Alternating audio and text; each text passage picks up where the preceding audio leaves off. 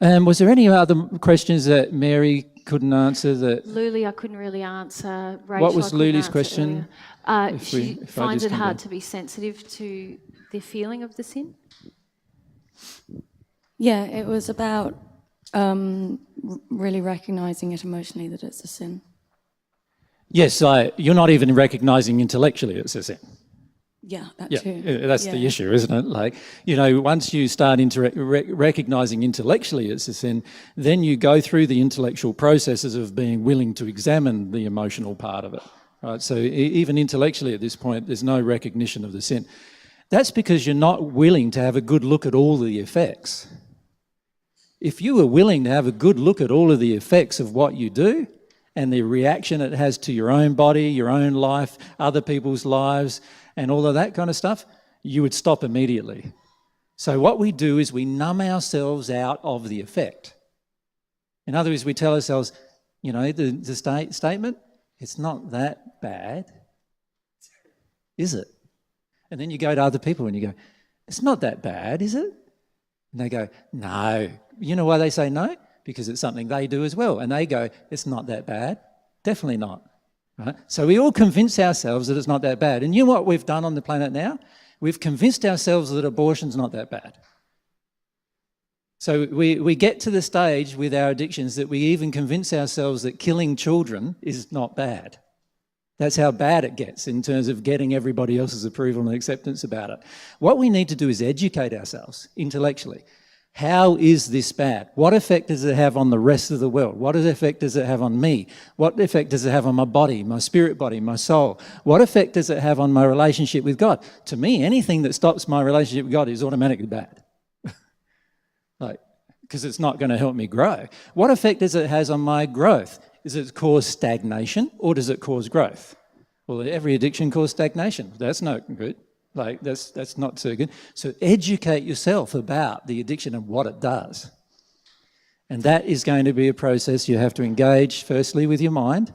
And then once you've educated yourself enough, some of the pennies will start dropping into your soul, as the saying goes, and you start feeling like, now I'm starting to feel the effects of what that bad is. I'm starting to feel, like, for example, in the codependent relationship, I'm starting to feel that every time I lie to my partner, when she says, or vice versa, I could say, she says, does my bum look fat? And I say, nah, it's beautiful. Guaranteed to have sex that night, probably, right? If I say that. Now, but if I say, no, your bum looks fairly big now, lady, my love. You've obviously been overeating and you haven't been exercising. You've been doing another number of other things to not look after yourself. And as a result, it's got wider and wider and wider. And you obviously haven't dealt with some emotions around this area that would cause the weight to go on as well. And I say all of that, do you think I'm getting sex tonight? Probably not. Or the next night, or the next night. It might be needy sex. Or whatever, it might be, but it's highly unlikely, I would suggest. And the reason why is because, and then when I start seeing, okay, not only that, what's the effect on myself? So firstly, I've lied to her, which actually enables her getting bigger and bigger and bigger in that particular example. But also, I've just lied. How did that affect my relationship with God? My willingness to lie under this circumstance demonstrates to me I have lots of fear. So what's the problem there? I'm not willing to tell the truth when I'm asked even. So there's a problem there. I don't trust the truth. I don't trust that the truth is loving, and there's all sorts of issues there. So I would be really questioning about all of those issues. Does that make sense? So this is a process. Remember on the first day, I think it was Corny first that introduced the concept, those 3 reasons why we're so afraid of change. And then Mary introduced the concept of our willingness to change, which was all about our willingness to love. If you're really willing to love, you will investigate, you will educate yourself, you will go and find out what your addictions do to the world. You won't just sit there and go, I've got no idea. You would actually go out and say and find out, how does this affect you? How does this affect me? How does this affect the world? Like, for example, if the average meat eater on this planet decided to go out and see the effects of their eating of meat, they would be shocked. Because almost all the devastation that's occurred to the natural environment on this planet has occurred through this desire for meat. So they'd be shocked. And then they'd go, okay, is this loving? I can see the effects of my sin. You see? We've got to educate ourselves if we're going to ever see the effects of our sin.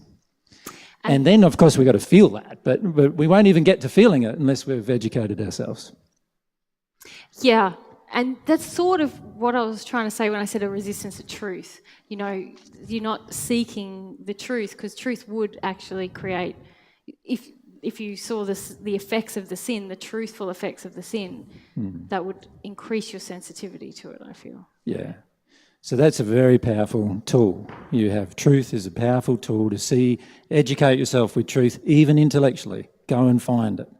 A person who desires change desires education, desires to understand all of these things. And this is something that we need to do for ourselves, because the world is not good at it. The world might be better at doing things like educating us with a science degree or educating us with some mathematical degree, but even then I'd argue that it's not very good at that, because at the end of the day, because it's not got a foundation in love, it's not going to be the full truth. It can't be. So this is where we need to see that the world itself has no foundation in love at this point in time, and who's going to give us this foundation in love that we desperately need in order to grow? You can't rely on the world to do it, can you? Like, connection with God is going to happen, but in the beginning we haven't even got that. So who's going to have to do it? Well, I am. I'm going to have to seek with my will, as Mary talked about 2 days ago. I'm going to have a very strong will to educate myself in love. And that becomes my life's purpose. Once we do that, we have a chance to grow. And then once we start connecting with God, it's much easier. The emotion of God, of love, flows into our soul. All of a sudden we become more sensitive to truth, more sensitive to love, and that's wonderful then. You start getting rapid change after that point. Yeah.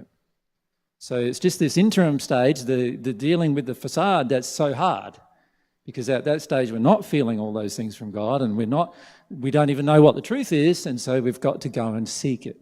And this is why, we've got to seek the truth. The truth is the thing that sets us free, and we've got to understand that statement in our heart.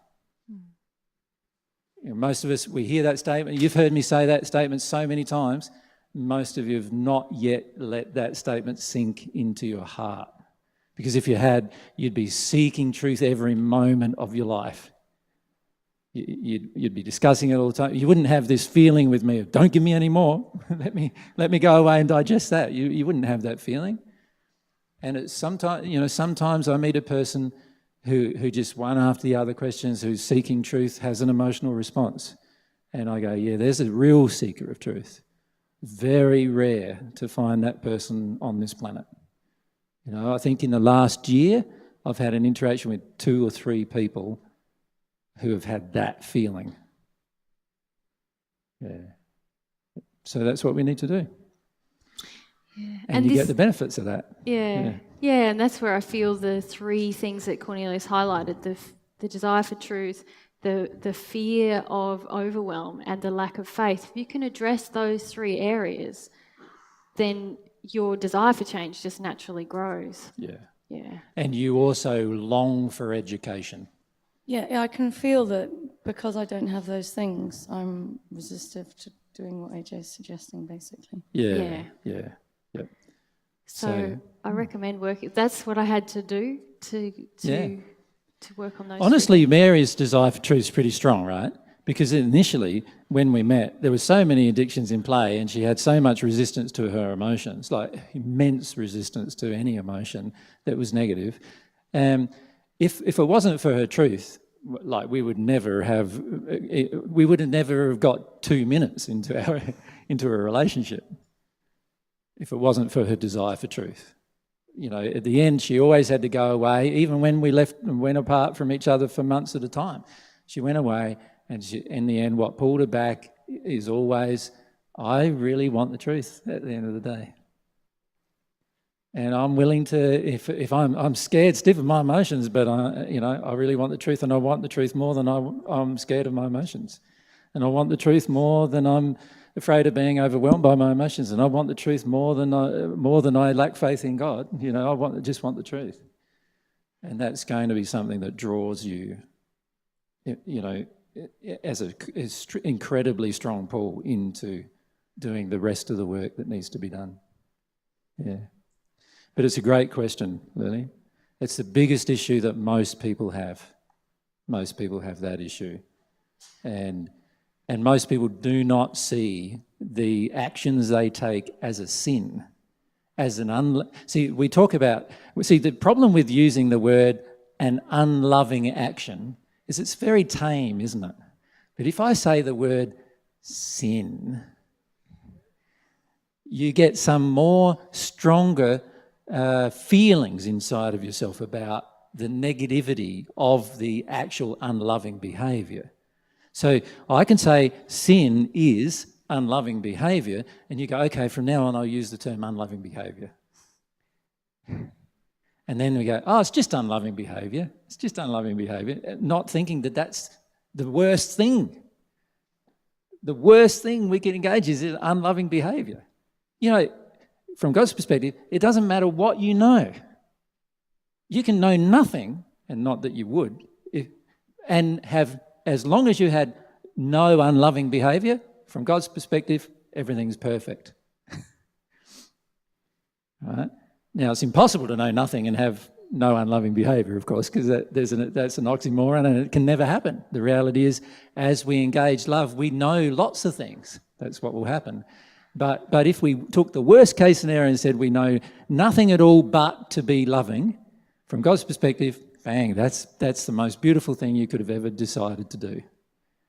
And we've got to start seeing it like that. Love is the most important thing. Mary said this in her talk to you on Saturday. Love is the most important thing you could ever learn about. Are you treating it like it's the most important thing you could ever learn about? Or are you just going, oh no, it's another unloving behaviour. That was funny. This is what we do, isn't it? Like, we do that. We laugh about it. We, make jokes about it. We do all that, but we don't treat it like the important thing it is. So when it comes to love, from my own, from knowing me for a while, I'm very serious about it. Right? Because it is the biggest thing in your life, my life, and in the universe that governs everything. So why wouldn't you firstly engage in education in it? Yeah.